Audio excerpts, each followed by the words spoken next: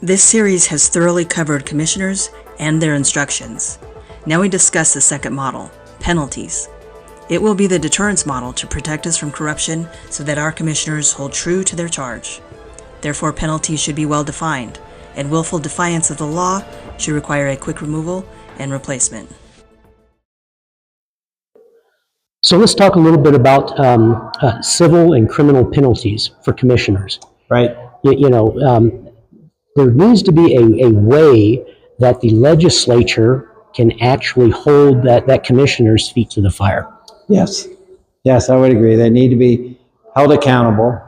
And what I, again, thoroughly enjoyed as I read what several of the other states have done is they got quite serious about it. Mm-hmm. That if they went away from what their charge is, if they were trying to do something at the convention or disrupted in a way that was not consistent with what they were supposed to be doing, that there was a combination of, one, being fined, and then secondly, in a few states, they spent time in jail for it. So this is very serious. Mm-hmm. And as much as you want to believe people are going to be honorable in these types of roles, it's always good to have that recourse. Yeah.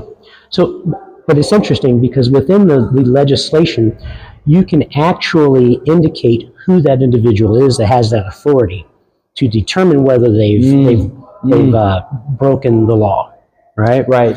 And not just the commissioner itself, but an individual trying to influence a commissioner. That is a great point, that it doesn't apply just to the commissioners, because there are political players who will try to unduly influence the process. Mm-hmm. They're not commissioners.